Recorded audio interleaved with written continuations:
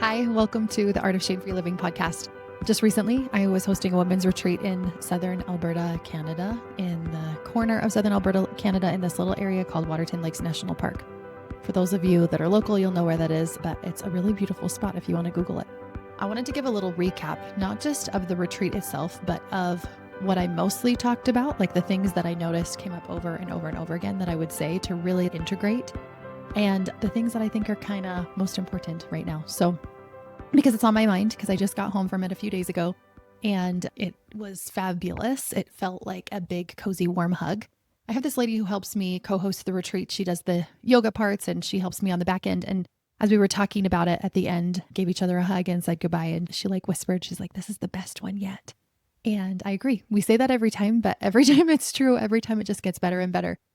And I was reflecting on why it felt so good this time. And I think one of those reasons is the people that were there. They were just ready. They were energetically open. They were just ready to go deep and feel and talk and connect and to share with others too. It was a really beautiful connecting together experience. And it really made me even more solidify in this idea of healing in community.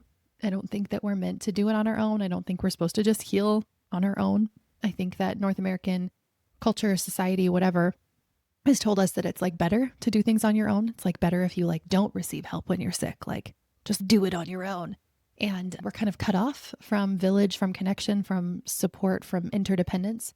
And I think we don't really know how to do that well. I think some other cultures probably do that better. Other countries do that better than some of us do in North America, at least. So I really believe coming to healing is also coming to rely on and be relied on, and to have these deep connections and community, and that healing brings us closer together. So that was one of the little moments that I had this weekend, but I want to share a few others that I wrote down that I think were awesome. One is knowing versus feeling. So we can know something in our mind. We can be like, yes, I'm a great mom and I have a great husband and I have a great life and everything's good and I'm doing all the things I want to do. But when I ask you to just pause and listen into that for a second, listen into your body, does your body feel that that's true also? In that feeling space, in that space within the body, does it also believe what you're saying that you believe in your mind? Because we can know something and not yet feel it, not yet have a knowing that feels like it's true in our body. And so I invite you to tap into that, because as soon as somebody would start talking, they'd be like, well, I know this and I know it's fine and whatever. I knew that they were speaking from their mind and not from their knowing. And I said, okay, well, tell me what you really feel about that feeling versus knowing. So that's one.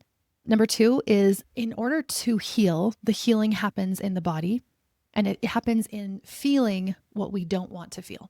So we think we want to feel peace, we want to feel happiness, we want to feel more connected to our partner, more connected to our kids, more freedom, whatever it is that we are hoping to feel. It's actually allowing that which we don't want to feel, which is usually what we're currently feeling, first, in order to move through that. So one individual, for instance, was like, I just don't want to feel fear anymore. Well, you know how you move through that? You move through that by allowing fear in your body. Somebody else said, I want to feel more connected, like I belong.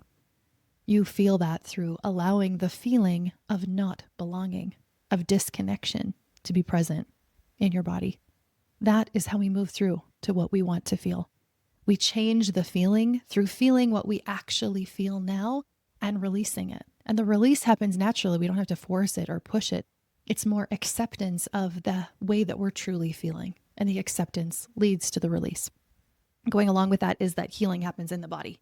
It's in the feeling space. It's not in knowledge in my mind or understanding things or having a different mindset about stuff. It happens through getting into the feeling that's happening in my body. It's in the feeling space. Healing happens in the body.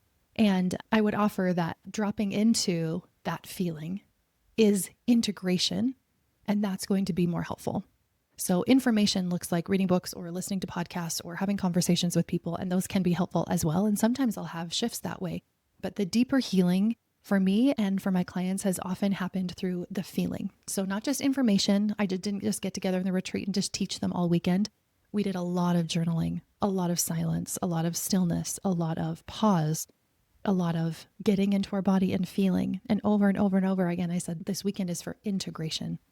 We spend all year learning new things. What we want to really do is learn from a body perspective of how to integrate, so that when I go back into my life, I've practiced it so much that that becomes my go-to.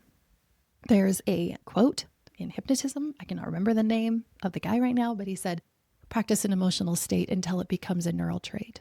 So we're getting together, feeling, doing the feeling work in the body, changing the feeling space. And that is how we change the mind space. That's how we change what we want to in our life and in our mind. The other thing is that stillness itself heals. So I used to just think, yeah, stillness is important and we need to take time for rest and pause. But as I was at the 7-day meditation retreat I did a few months ago, I really realized like stillness itself is healing. Silence itself is healing. And those moments of silence, when we had this really collective silence, you could feel it in the room. It felt different and it felt powerful. And those were some of the most potent moments, I think, for me and for others were when we were all silent together. I'll also say that our intuition has our answers, our intuition being in the body, our body knowing answers that come to us that feel like they're less coming to our logical mind and more coming to our heart. So whatever sticky situation you feel like you're in, maybe you feel like you have a rough relationship with your teenager. Maybe you feel like you'd like to create more wealth, or you're getting to an age where all of your kids are moving out and you don't know what to do next.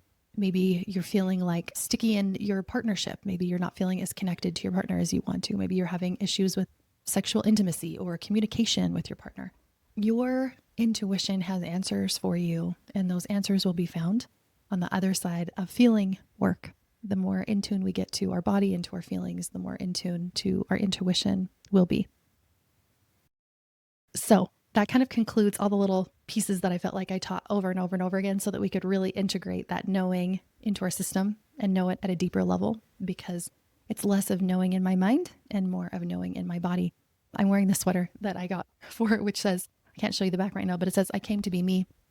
And I think that's how we felt by the end. We felt like this is what we're here for. We're here to be more us. And the more us that we can be, the more connected we get to be to the people around us, the more in community that we'll feel, the more potent our influence will be on the people that we love. And there's a lot more of things that we talked about that I can't get into, but those were a few that really stood out that I taught over and over and over again. So if this feels like an experience that you're interested in, I'll only be doing 2 this year, 1 in April and 1 in September, and we would love to have you join. So I will have a link to that.